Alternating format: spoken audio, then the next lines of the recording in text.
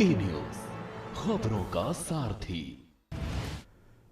नमस्कार, के न्यूज के खास कार्यक्रम स्पेशल रिपोर्ट में आपका स्वागत है। मैं हूं मनोज मानस और आज हम सबसे पहले बात करेंगे मुख्यमंत्री के 3 महामंत्रों की, जिसको लेकर योगी सरकार आगे बढ़ रही है। साथ ही पौड़ी की, जहां सीएम धामी ने जय कंडोलिया पौड़ी महोत्सव 2026 का भव्य शुभारंभ किया है, वहीं बात होगी मिडिल ईस्ट की महाडील की, जिसको लेकर पूरी दुनिया ने ली है राहत की सांस। और चलते चलते बात मतदाता शुद्धिकरण की, जहां सूची में जीवित मतदाताओं के नाम गायब, मृतकों के नाम अब भी सूची में शामिल हैं। तो चलिए अब चलते हैं खबरों के विस्तार में और पहली अहम रिपोर्ट का रुख करते हैं। उत्तर प्रदेश में शासन व्यवस्था और सरकार की प्राथमिकताओं को लेकर मुख्यमंत्री योगी आदित्यनाथ ने एक बार फिर अपना विजन साफ कर दिया है। एक तरफ जहां उन्होंने विरोधियों को कड़ा संदेश दिया है, वहीं दूसरी तरफ जनता को सुरक्षा और विकास का भरोसा भी दिलाया है। मुख्यमंत्री का पूरा जोर इस समय 3 महामंत्रों पर है: विकास, सुरक्षा और आस्था। इन तीनों मोर्चों पर सरकार किस रणनीति के साथ आगे बढ़ रही है, इस खास रिपोर्ट में देखिए। उत्तर प्रदेश में शासन व्यवस्था को लेकर मुख्यमंत्री योगी आदित्यनाथ ने एक बार फिर अपना विजन साफ कर दिया है। सरकार की प्राथमिकताओं को रेखांकित करते हुए उन्होंने विरोधियों को कड़ा संदेश दिया तो जनता को भरोसा भी दिया। मुख्यमंत्री का पूरा जोर इस समय 3 महामंत्रों पर है: विकास, सुरक्षा और आस्था। इन तीनों मुद्दों को लेकर मुख्यमंत्री ने बड़ा संदेश दिया। साफ कहा कि सरकार विकास की रफ्तार और तेज करेगी, प्रदेश की सुरक्षा व्यवस्था को मजबूत बनाए रखेगी और साथ ही लोगों की आस्था और धार्मिक परंपराओं का पूरा सम्मान भी करेगी। प्रदेश में विकास परियोजनाओं को लेकर सरकार लगातार नए कदम उठा रही है। सड़क, बिजली, पानी, स्वास्थ्य और शिक्षा के क्षेत्र में कई योजनाओं पर काम कर रही है। मुख्यमंत्री का कहना है कि विकास का लाभ समाज के हर वर्ग तक पहुंचाना सरकार की प्राथमिकता है। मुख्यमंत्री ने सुरक्षा के मुद्दे पर भी सरकार की प्रतिबद्धता दोहराई और उन्होंने कहा कि कानून व्यवस्था से कोई समझौता नहीं किया जाएगा और अपराधियों के खिलाफ सख्त कार्रवाई की जाएगी। इसके साथ ही सामाजिक सौहार्द और शांति बनाए रखने पर भी जोर दिया। सीएम योगी का संदेश और संकल्प: सरकार विकास, सुरक्षा और आस्था के सम्मान, इन तीनों मोर्चों पर एक साथ समान रूप से काम कर रही है। हर क्षेत्र को समृद्धि की नई ऊंचाइयों पर ले जाएंगे। चिल्लूपार क्षेत्र में नए उद्योगों की स्थापना की जा रही है, जिससे स्थानीय नौजवानों को रोजगार मिलेगा। युवाओं को उद्योगों की आवश्यकता के अनुसार तैयार करने के लिए विशेष प्रशिक्षण संस्थानों की स्थापना की जाएगी। उन लोगों से मैं कहूंगा जो 2017 के पहले यूपी के बाहर गए होंगे, आज वे जाते होंगे। जो लोग उसको देख करके 10 कदम पीछे हटते थे, आज कहोगे उत्तर प्रदेश से आए हैं, चिल्लूपार से आए हैं, गोरखपुर से आए हैं, वह भी आपको गले मिलने के लिए 10 कदम आगे आकर के आपसे गले मिलने का कार्य करेगा। एक नई पहचान बनी है आपकी। ये नई पहचान आपकी विकास की इस यात्रा की नई पहचान है और आज इसी नई पहचान के लिए मैं आप सबके बीच में आया हूं। हम विकास भी करेंगे, सुरक्षा भी देंगे, आस्था का सम्मान भी करेंगे और समृद्धि की नई ऊंचाई की ओर आप सबको लेकर के जाएंगे। और यही समृद्धि की नई इकाइयां, ये उद्योग लगने जा रहे हैं, यहां के नौजवान रोजगार पाएंगे।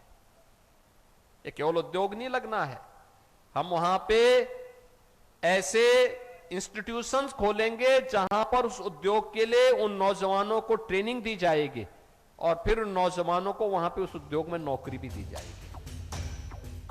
आस्था के मुद्दे पर मुख्यमंत्री योगी आदित्यनाथ ने कहा कि सरकार सभी धार्मिक और सांस्कृतिक परंपराओं का सम्मान करती है और धार्मिक स्थलों के विकास और सुविधाओं के विस्तार के लिए भी लगातार काम किए जा रहे हैं। बाहर जाने की आवश्यकता नहीं पड़ेगी। विकास की प्रक्रिया और अर्थव्यवस्था को गति तभी मिलेगी जब अच्छी सरकारें होंगी, सुशासन होगा, सुरक्षा का माहौल होगा, आम जनमानस विकास के प्रति आक्रामक तरीके से आगे बढ़ेगा और विकास की उसी प्रक्रिया के साथ जोड़ने के लिए आज मुझे चिल्लूपार विधानसभा क्षेत्र में आने का सौभाग्य प्राप्त हुआ है। मैं चिल्लूपार के सभी नागरिकों को, सभी मतदाताओं को इन 319 परियोजनाओं की हृदय से बधाई देता हूं, अपनी शुभकामनाएं देता हूं।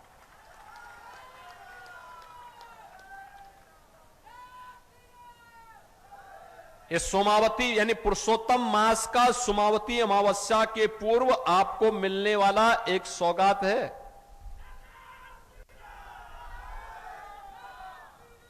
और मैं मानता हूं ये विकास की प्रक्रिया तेजी के साथ आगे बढ़ाएगी।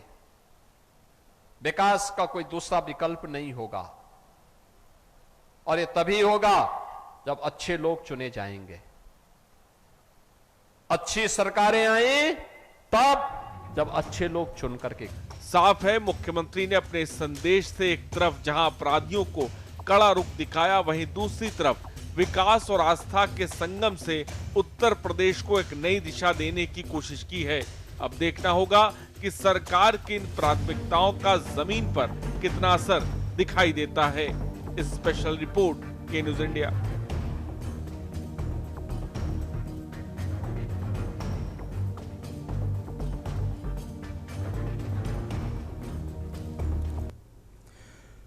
तो स्पेशल रिपोर्ट में अब बात अगली अहम रिपोर्ट की करेंगे। देवभूमि उत्तराखंड में संस्कृति, पर्यटन और विकास को नई गति देने की दिशा में धामी सरकार ने एक और बड़ा कदम उठाया। पौड़ी में जय कंडोलिया पौड़ी महोत्सव 2026 का भव्य शुभारंभ हो गया है। इस खास मौके पर मुख्यमंत्री पुष्कर सिंह धामी ने क्षेत्र को करोड़ों की विकास परियोजनाओं की सौगात दी। इस महोत्सव के जरिए जहां स्थानीय संस्कृति और खेल प्रतिभाओं को एक बड़ा मंच मिला है, वहीं सरकार ने बुनियादी ढांचे को मजबूत करने का संकल्प भी दोहराया है।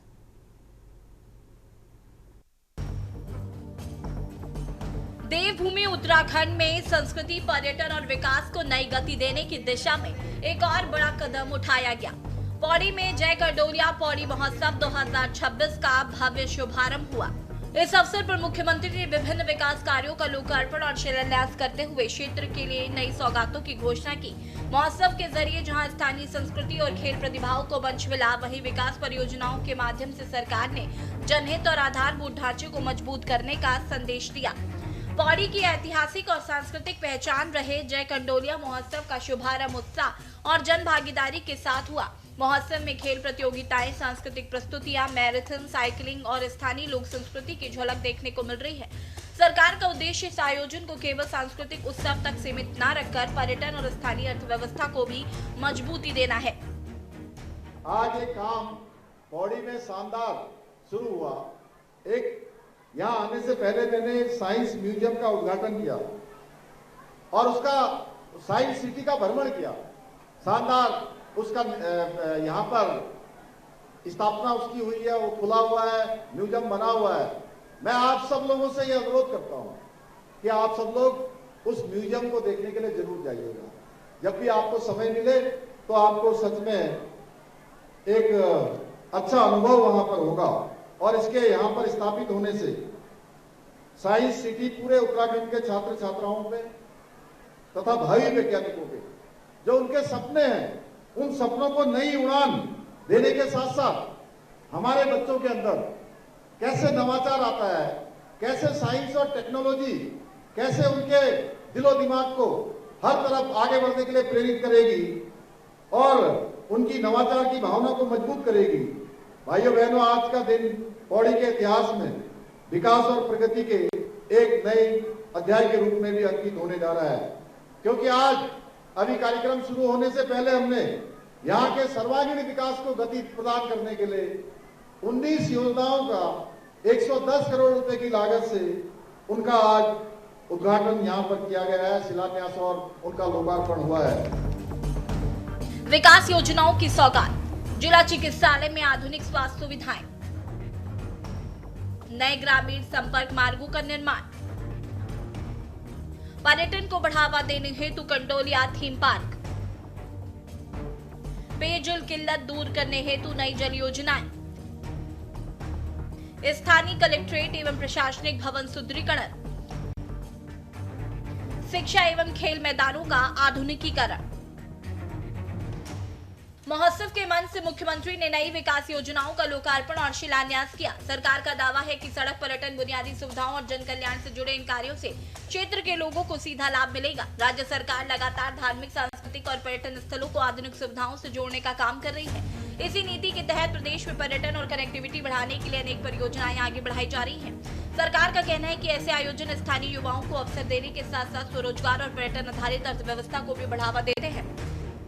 हम निरंतर कार्य कर रहे हैं। प्रधानमंत्री जी के विजन के अनुरूप देवभूमि उत्तराखंड को विश्व की आध्यात्मिक राजधानी बनाने के संकल्प के साथ हम आगे बढ़ रहे हैं भाइयों बहनों, और इसका परिणाम भी हमारे सामने आ रहा है। चार धाम यात्रा चल रही है। चार धाम यात्रा में 35 लाख से भी अधिक चार धाम यात्री अभी तक आ चुके हैं। भाइयों बहनों, पिछले 3 वर्षों में 23 करोड़ से अधिक पर्यटक हमारे देवभूमि विभिन्न स्थानों में पर्यटन के लिए आ चुके हैं। आज हम एक जहां चारों धामों के बृहद स्तर पर पुनर्निर्माण के कार्य कर रहे हैं, वहीं श्री कृष्ण यमुना तीर्थ सर्किट, हरिद्वार ऋषिकेश कॉरिडोर के साथ साथ शारदा कॉरिडोर के निर्माण की दिशा में भी हम काम कर रहे हैं। और हमारी सरकार का स्पष्ट मानना है कि विकास केवल शहरों तक सीमित नहीं रहना चाहिए, बल्कि हमारे सीमांत क्षेत्रों में गरीब लोगों तक, पहाड़ के अंतिम छोर में खड़े हुए व्यक्ति तक पहुंचना चाहिए। और पहाड़ की पानी और पहाड़ की जवानी दोनों हमारे काम आनी चाहिए। हम काम लाना चाहते हैं। हम नहीं चाहते कि हमारा कोई युवा अब रोजगार की तलाश में अपनी मिट्टी, अपना पैतृक स्थान, अपना गांव छोड़ने को मजबूर हो। इसलिए हमने यहाँ पर बहुत सारी योजनाएं चलाई हैं। आज हमारे यहाँ की होम स्टे योजना आज पूरे देश के अंदर एक अपनी अलग छाप छोड़ रही है। पिछले कुछ वर्षों में प्रदेश में धार्मिक, पर्यटन, एडवेंचर टूरिज्म और सांस्कृतिक आयोजनों को विशेष प्राथमिकता दी गई, जिसके सकारात्मक परिणाम सामने आए हैं। कुल मिलाकर जय कंडोलिया पौड़ी महोत्सव 2026 ने एक बार फिर ये मजबूत संदेश दिया कि उत्तराखंड में सांस्कृतिक धरोहर का संरक्षण और आधुनिक विकास की गति एक साथ आगे बढ़ रही है। तामी सरकार इसे जन भागीदारी, पर्यटन संवर्धन और क्षेत्रीय विकास का सबसे मजबूत माध्यम मानकर चल रही है।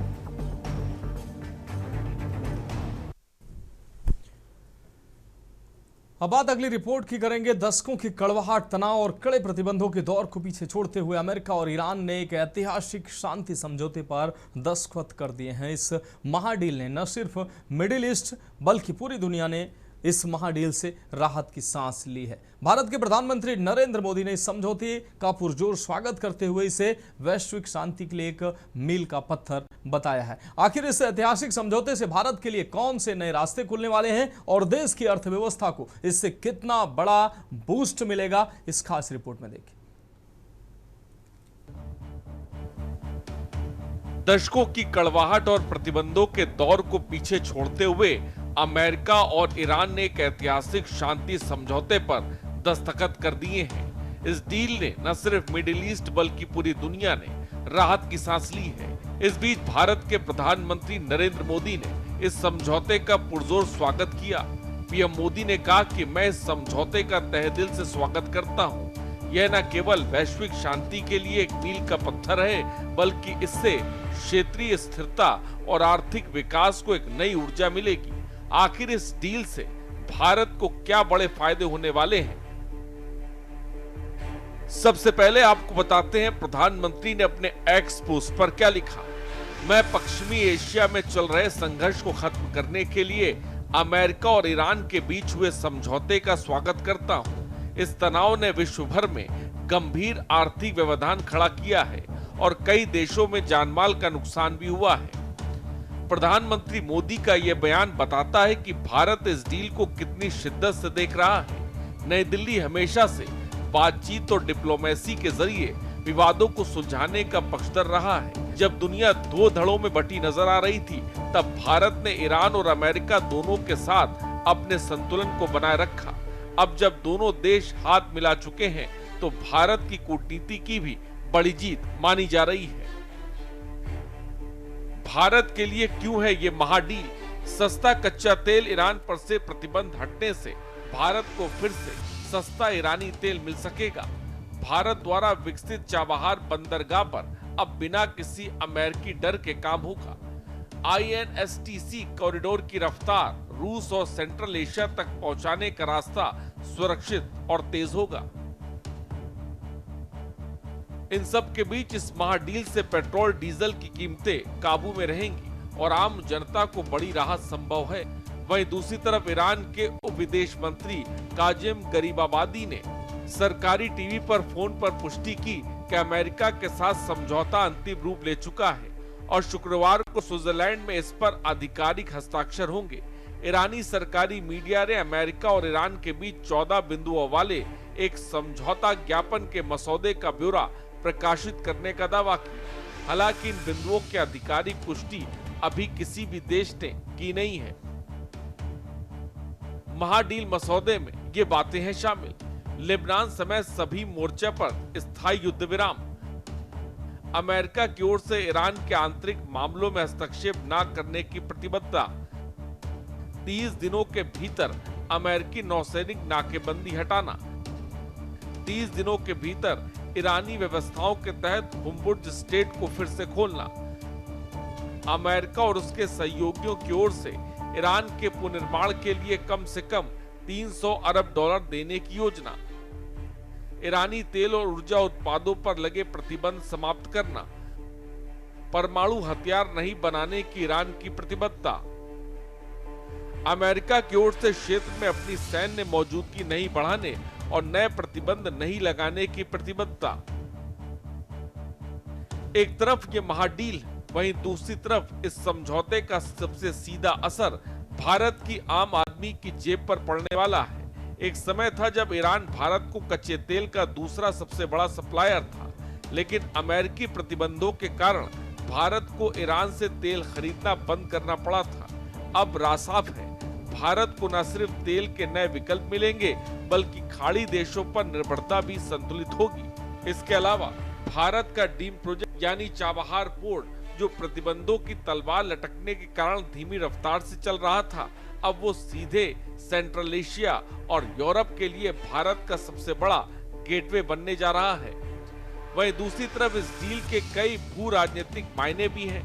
ईरान में चीन लगातार अपना प्रभाव बढ़ा रहा था और पाकिस्तान अपने ग्वादर पोर्ट को लेकर शेखी बगाड़ रहा था, लेकिन अमेरिका और ईरान की नजदीकी और भारत के ईरान के साथ मजबूत ऐतिहासिक रिश्ते चीन के उस एकाधिकार को तोड़ देंगे। भारत अब अफगानिस्तान और मध्य एशिया में बिना किसी बाधा के अपनी रणनीतिक पहुंच बना सकता है। फिलहाल साफ है, पीएम मोदी का इस समझौते का स्वागत करना सिर्फ एक कूटनीतिक औपचारिकता नहीं, बल्कि इसके पीछे भारत के दूरगामी आर्थिक और रणनीतिक हित छिपा है। आने वाले दिनों में देखना होगा कि समझौते की शर्तें जमीन पर कितना जल्दी उतरती हैं, लेकिन इतना तो तय है कि शांति समझौते की गूंज से भारतीय अर्थव्यवस्था की रफ्तार को एक नई उड़ान जरूर मिलेगी। स्पेशल रिपोर्ट के न्यूज इंडिया। तो फिलहाल स्पेशल रिपोर्ट में वक्त एक अहम ब्रेक का है। ब्रेक के बाद अगली रिपोर्ट का रुख करेंगे। ब्रेक के बाद स्पेशल रिपोर्ट में एक बार फिर से आपका स्वागत है। उत्तर प्रदेश में पंचायत चुनाव की तैयारियां तेज हैं। राज्य निर्वाचन आयोग ने दावा किया है कि विशेष पुनरीक्षण अभियान चलाकर मतदाता सूची को पूरी तरह शुद्ध और त्रुटि रहित बनाया गया है, लेकिन अंतिम मतदाता सूची जारी होने के बाद जो तस्वीर सामने आ रही है उसने चुनावी पारदर्शिता और प्रशासनिक कार्यप्रणाली पर गंभीर सवाल खड़े कर दिए हैं। वहीं आपको बता दें, कहीं जीवित मतदाताओं के नाम गायब हैं, कहीं मृतकों के नाम अभी सूची में मौजूद हैं, कहीं एक ही व्यक्ति का नाम दो बार दर्ज है और अब तो पूर्व केंद्रीय मंत्री एवं भाजपा नेता स्मृति ईरानी का नाम भी पंचायत मतदाता सूची से गायब होने का मामला सामने आ गया है। ये रिपोर्ट देखिए। उत्तर प्रदेश राज्य निर्वाचन आयोग ने 10 जून को त्रिस्तरीय पंचायत चुनाव की अंतिम मतदाता सूची जारी की थी। आयोग का दावा था कि विशेष पुनरीक्षण अभियान के दौरान डुप्लीकेट, मृत और स्थानांतरित मतदाताओं के नाम हटाए गए हैं। साथ ही नए पात्र मतदाताओं को सूची में शामिल कर सूची को अधिक सटीक बनाया गया है। लेकिन अंतिम सूची के प्रकाशन के बाद प्रदेश के कई जिलों से लगातार शिकायतें सामने आ रही हैं। ग्रामीणों का आरोप है कि बड़ी संख्या में पात्र मतदाताओं के नाम सूची से गायब हैं, जबकि कई जगह मृतकों और दोहरे नामों की शिकायतें भी मिल रही हैं। सबसे चर्चित मामला अमेठी से सामने आया, जहां पूर्व केंद्रीय मंत्री और भाजपा नेता स्मृति ईरानी का नाम पंचायत मतदाता सूची से गायब बताया जा रहा है। स्मृति ईरानी ने सांसद बनने के बाद गौरीगंज क्षेत्र के मेदन मवई ग्राम पंचायत में अपना आवास बनाया था और वहां की मतदाता भी है। स्थानीय प्रतिनिधियों का कहना है कि सभी जरूरी दस्तावेज समय से बीएलओ को सौंपे गए थे। इसके बावजूद अंतिम सूची में उनका नाम शामिल नहीं किया गया। मामले को लेकर भाजपा जिलाध्यक्ष ने प्रशासन से शिकायत कर जांच की मांग की है। अमेठी के तिलोई क्षेत्र में भी ग्रामीणों ने मतदाता सूची से करीब 50 नाम गायब होने का आरोप लगाया है। ग्रामीणों का दावा है कि बीएलओ और ब्लॉक कर्मचारियों की मिलीभगत से नाम हटाए गए। वहीं कुछ लोगों ने इसे राजनीतिक साजिश तक करार दिया है। लोगों का कहना है कि मताधिकार लोकतंत्र की सबसे बड़ी ताकत है और यदि पात्र मतदाताओं के नाम ही सूची से हटा दिए जाएं, तो ये लोकतांत्रिक प्रक्रिया पर सीधा प्रहार है। ग्राम सभा शाहमऊ, ब्लॉक तिलोई, तहसील तिलोई, जनपद अमेठी। शाहमऊ ग्राम सभा में लगभग 50 लोगों के नाम कटे हुए हैं, जो कि सिर्फ लोकल राजनीति के शिकार हैं। इसमें किसी का कोई इशू नहीं है, सब शाहमऊ के मूल निवासी हैं। अधिकांश लोगों को सिर्फ बीएलओ की लापरवाही व प्रशासनिक दबाव, राजनीतिक दबाव की वजह से ये सब काम हो रहा है। ऐसा होना लोकहित में एकदम असंवैधानिक है। हम चाहते हैं सभी जो लोकतांत्रिक हित में उचित हो और वास्तविक मतदाता है, उनका नाम तत्काल वैध रूप से संलग्न होना चाहिए। बाराबंकी जिले में भी मतदाता सूची को लेकर विवाद गहराता जा रहा है। पूरे ढलई ब्लॉक की कई ग्राम पंचायतों में सैकड़ों नाम काटे जाने के आरोप लगाए गए हैं। पूर्व प्रधान सहित ग्रामीणों ने परिवार के सदस्यों के नाम हटाए जाने की शिकायत की है। ग्रामीणों का आरोप है कि कुछ लोगों के नाम हटाए गए हैं, जबकि कुछ रिश्तेदारों के नाम सूची में बरकरार रखे गए। हालांकि बीएलओ ने सभी आरोपों को खारिज करते हुए कहा कि पूरी कार्रवाई नियमानुसार की गई। क्या नाम है आपका? विद्यार्थी। कौन सा गांव है? गांव तो खराब तो लागत बोला अभी प्रधानी थे। अच्छा, क्या मामला है? वोटर लिस्ट में हमने सुना है कि कुछ नाम कटे हैं, आपका भी नाम कटा है क्या? अच्छा, क्या उम्र है आपकी? 75 साल का। 75 साल। प्रधान कौन है? जगाकर। और बीएलओ कौन था? कल्पना सिंह। तो इससे पूर्व में पंचवर्षीय जब प्रधान चुनाव हुआ था तो उसमें आपने वोट दिया था? हाँ। क्या नाम है भैया आपका? मेरा नाम सचिन सिंह है, अतरपिया ग्राम सभा से। अच्छा, क्या मामला है आपके यहाँ वोटर लिस्ट में? जो है हमारे यहाँ के जो हमारे यहाँ के वोटर थे, इनका वोटर लिस्ट से काटा गया है और बाहरियों का वोट भरा गया है। कितने लोगों का वोट काटा गया है? करीब 80 से 85 लोगों का वोट यहाँ पे काटा गया है, करीब 100 लोगों का वोट बढ़ाया गया है। आपके परिवार के भी कुछ लोगों का नाम? 5 वोट हमारे घर के काटे गए हैं, एक मेरा ही खुद वोट गड़बड़ किया गया है। अच्छा अच्छा, जो जिन लोगों का बढ़ाया गया उसमें क्या बाहरी हैं वो लोग? क्या बाहरी में लगभग प्रधान के जो है भांजे हैं, भांजी है, उनकी बहन है, उनके रिश्तेदार हैं, अगल बगल के ग्राम सभा के लोगों के वोट बढ़ाए गए हैं। मिथिलेश कुमारी। कहाँ घर पड़ता है? और मौजा कौन सा लगता है? प्रधान कौन है? अच्छा, क्या मामला है? वोटर लिस्ट में आपका नाम है या नहीं है इस बार? वोटर लिस्ट में नाम नहीं है। अच्छा, इसके पहले आपने नाम दिया था? वोट दिया था? आपका? शिवशंकर। घर कहाँ पड़ता है? उमरारा। वोटर लिस्ट में इस बार नाम आपका कितने लोगों का कटा है? 10 लोगों का। 10 लोगों का। इससे पूर्व में 10 लोग वोट करते थे? हाँ बिल्कुल। अच्छा, अब तक किसको वोट दिए हैं? अभी तो इनको नहीं दिया था। हाँ। इसलिए वोट कट गया। अच्छा, पर जो मौजूदा प्रधान इनका नहीं दिया रहा? हाँ, 10 साल दोबारा हो गए प्रधानी। हाँ, तो इसलिए इनको हम दिया नहीं वोट। क्या नाम है? सर, मेरा नाम राम सिंह है। अच्छा, गांव कौन सा है ये? खेवराजपुर। मौजा कौन लगेगा?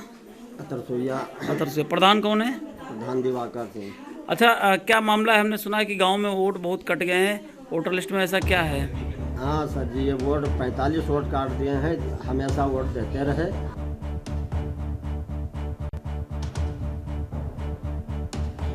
चुनाव की निष्पक्षता का पहला आधार मतदाता सूची होती है। यदि सूची में त्रुटियां रह जाती हैं तो मतदान प्रक्रिया की विश्वसनीयता पर प्रश्न खड़े होना स्वाभाविक है।